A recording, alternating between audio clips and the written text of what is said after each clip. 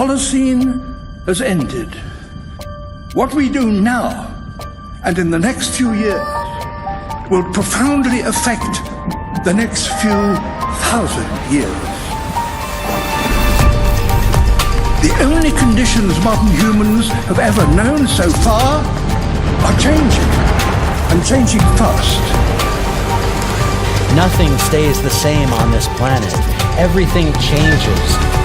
The Earth is going into one of these jumps, and you don't know what is going to be on the other side of those jumps.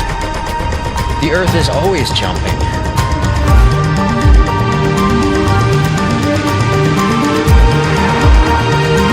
Things move on this planet. Things are not still. Everything is turning.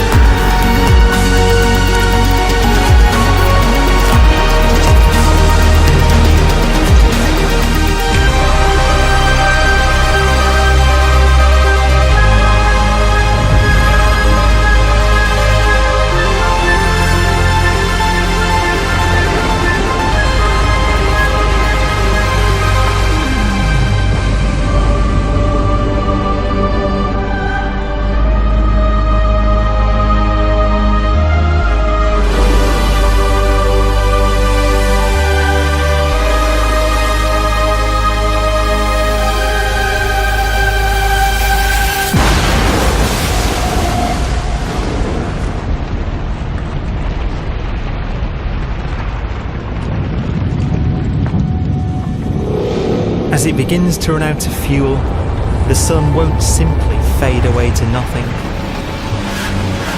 Its core will collapse, and the extra heat this generates will cause its outer layers to expand.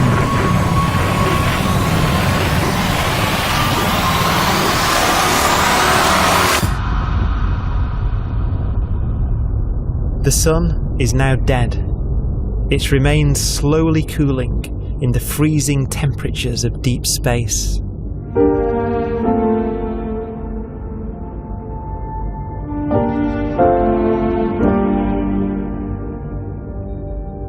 The fate of the sun is the same as for all stars. One day they must all eventually die, and the cosmos will be plunged into eternal night. All stars eventually will run out of fuel. The temperature of the universe drops. The stars, one by one, in the night sky, will turn off. And there'll be no more new stars created. And so that the universe will end not with a bang, but with a whimper. And not in fire, but in ice.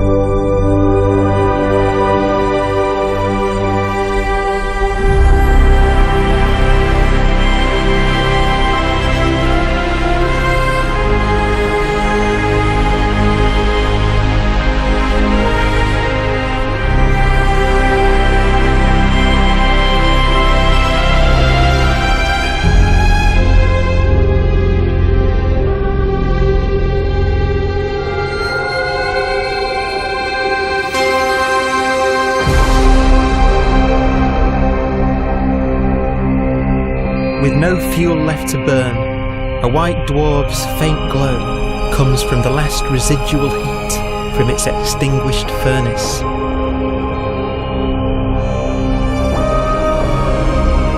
Looking at it from where the Earth is now, it would only generate the same amount of light as the full moon on a clear night.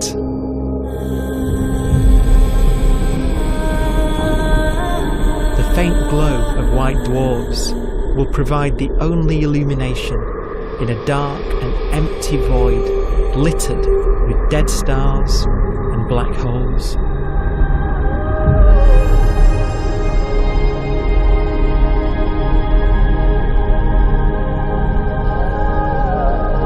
In some ways, it's kind of a ghost universe. It's the corpses, the zombie stars, that will take us into the future.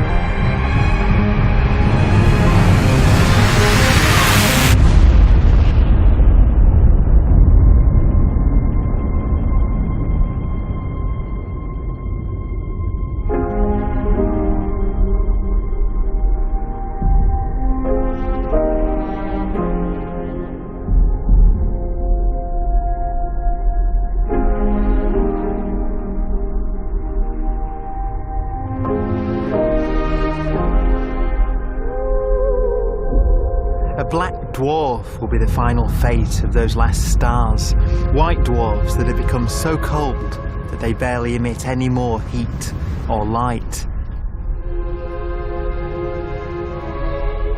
Black dwarfs are dark, dense, decaying balls of degenerate matter, little more than the ashes of stars. Their constituent atoms are so severely crushed that black dwarfs are 1,000,000 times denser than our Sun.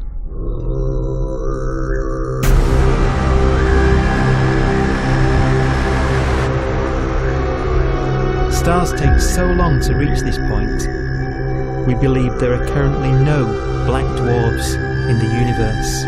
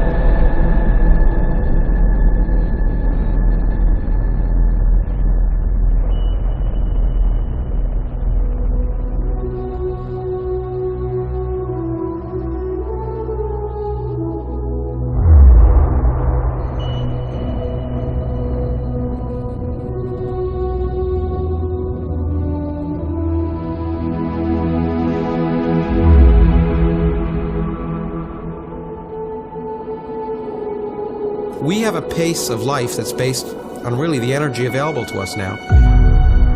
You could imagine living conscious systems which have a very different pace and therefore can extend out at least a lot farther than you'd imagine otherwise. You could have a living system where if it had a thought every 10 trillion years, that would seem normal.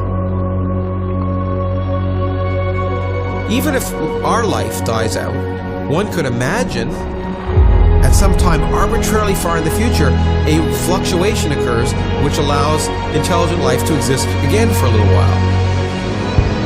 So you might have islands in time of intelligence.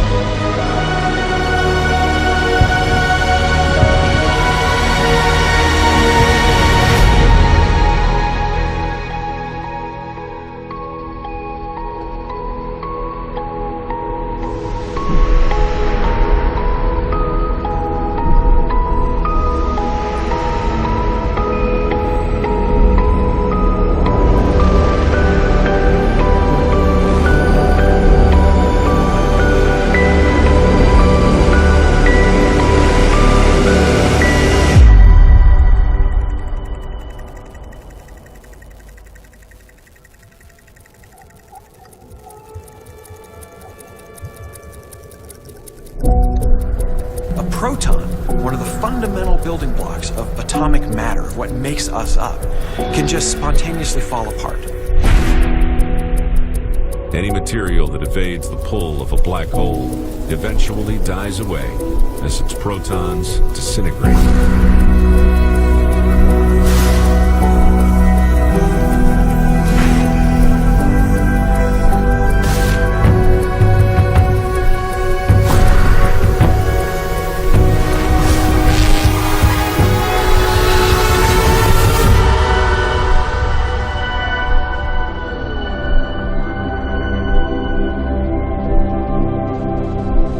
The matter inside black dwarfs, the last matter in the universe, will eventually evaporate away and be carried off into the void as radiation, leaving absolutely nothing behind.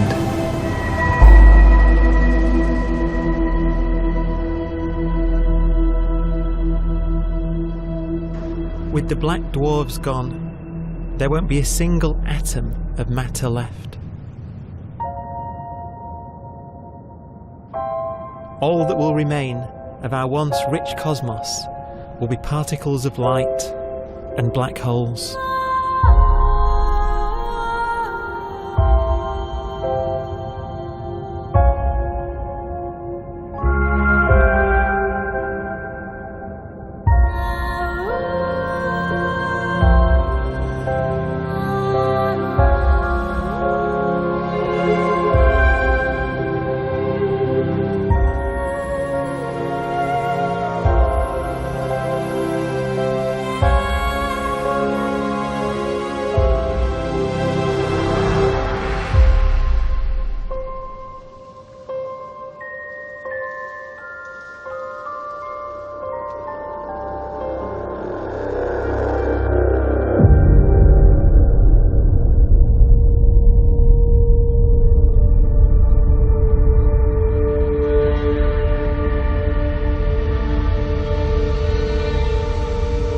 The arrow of time creates a bright window in the universe's adolescence, during which life is possible. But it's a window that doesn't stay open for long. As a fraction of the lifespan of the universe, as measured from its beginning to the evaporation of the last black hole, life, as we know it, is only possible for 1,000th of a billion billionth of a percent.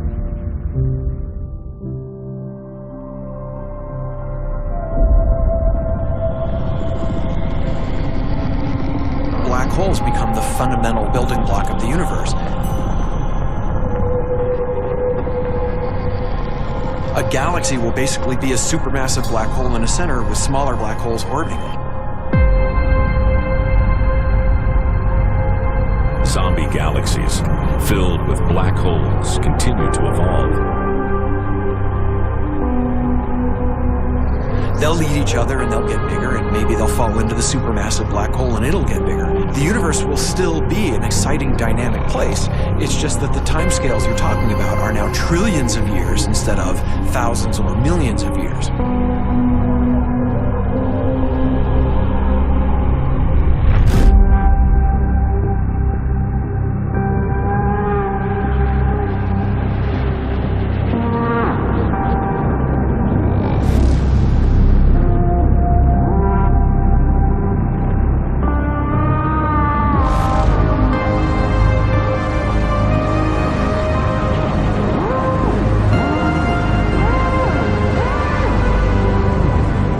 Black holes can bang on space-time like mallets on a drum.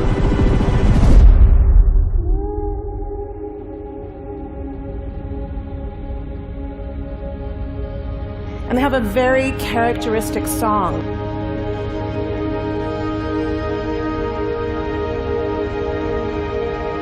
Imagine two black holes that have lived a long life together. At the end of their lives, they're going around each other, crossing thousands of kilometers in a fraction of a second. As they do so, they leave behind in their wake a ringing of space, an actual wave on space-time.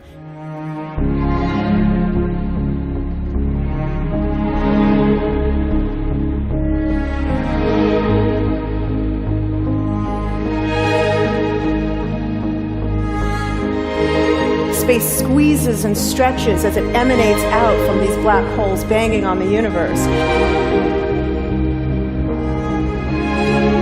Those are the gravitational waves. They are literally the sounds of space ringing. And they will travel out from these black holes at the speed of light as they ring down and coalesce to one spinning, quiet black hole.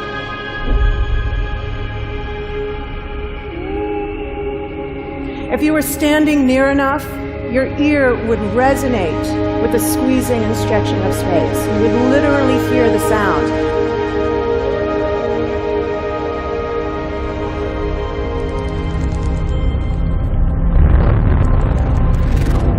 Imagine a lighter black hole falling into a very heavy black hole. The sound you're hearing is a light black hole banging on space each time it gets close.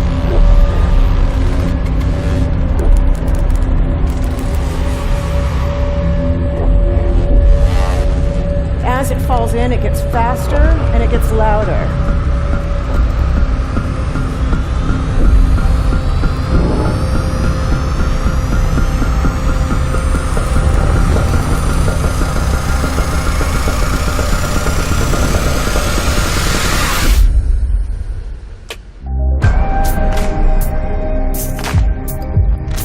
Scientists used to think black holes were immortal, but even these will one day die.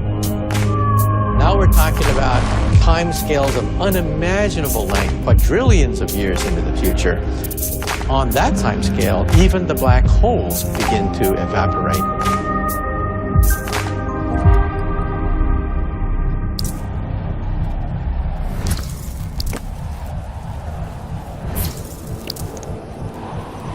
According to quantum mechanics, space is filled with virtual particles, antiparticles, that are constantly materializing in pairs, separating, coming together again, and annihilating each other.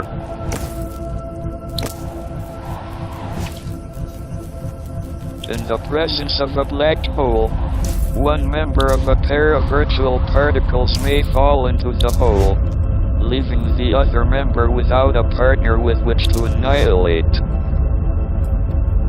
The forsaken particle appears to be radiation emitted by the black hole. And so, black holes are not eternal. They evaporate away at an increasing rate until they vanish in a gigantic explosion.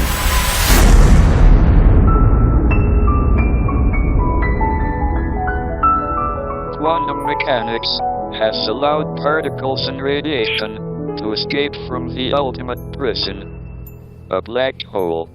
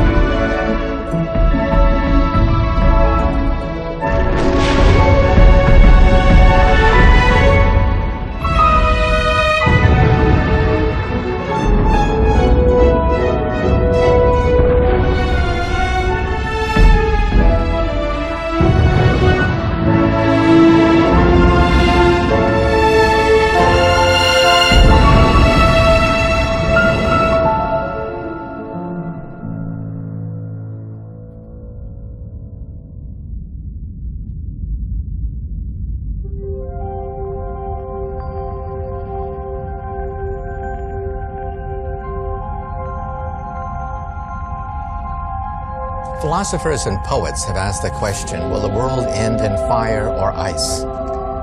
We can now give an answer. The latest evidence shows that the universe is not slowing down, but it's speeding up out of control.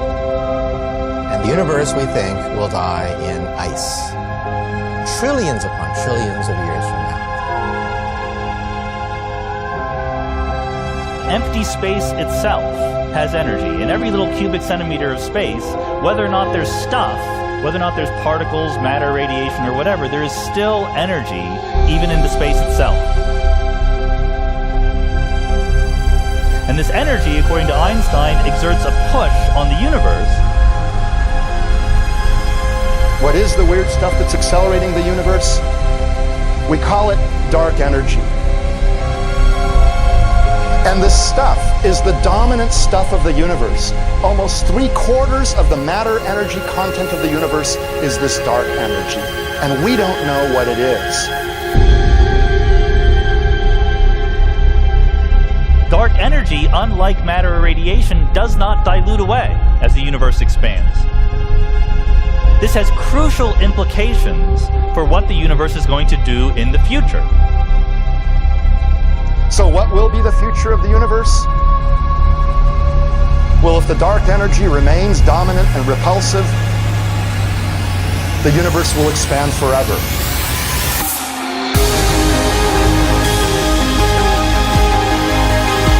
Faster and faster and faster with time. A runaway universe. 70% of the energy of the universe resides in empty space, and we don't understand why. But we do know what will happen. If that energy continues to be there, the universe will become cold and dark and empty. That's the future as it might be. We don't know because we don't yet understand the nature of dark energy. Until we do, we won't know the future. We won't even understand our own origins. And that's why we want to know and study this subject.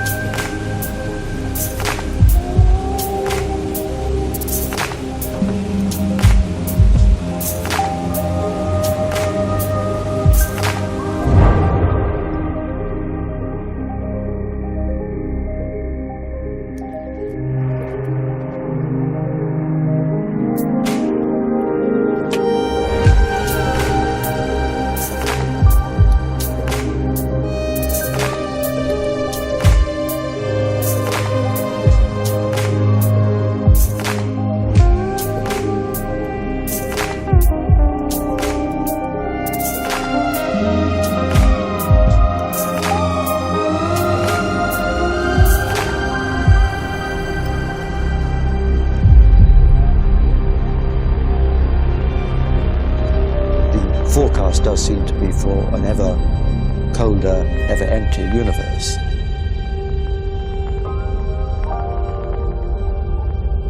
But then, of course, we have to ask, could that end lead to a new beginning? And there are ideas whereby what actually is the end of our universe could in some sense be linked to the beginning of a new one.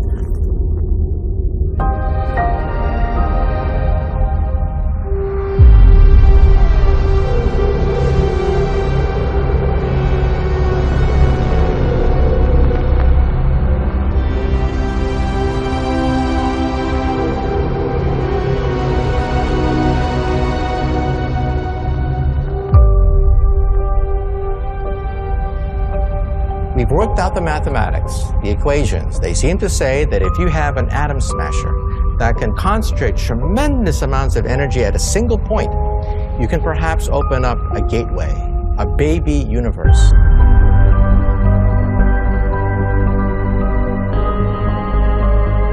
Facing the death of everything there is, this perhaps is their only possibility of escape. And this also raises a very intriguing possibility, sheer speculation of course, that perhaps any universe that has intelligent life in it will create baby universes, will create lifeboats, and proliferate child universes. So an evolution may take among universes in the multiverse. Survival of the fittest may take place. So those universes which do not have intelligent life are infertile. They have no children. But those universes that have mild temperatures, stars like us, would create civilizations that could open up child universes, and they would then proliferate.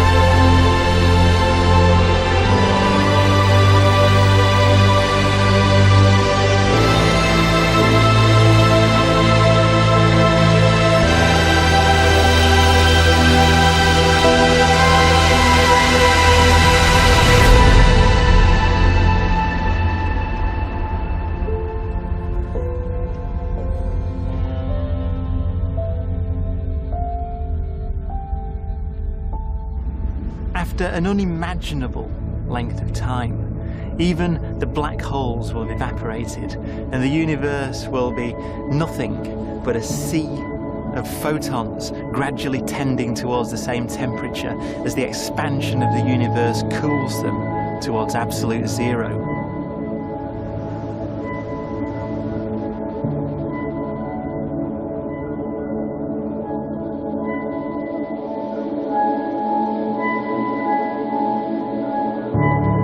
Once the very last remnants of the very last stars have finally decayed away to nothing, and everything reaches the same temperature, the story of the universe finally comes to an end.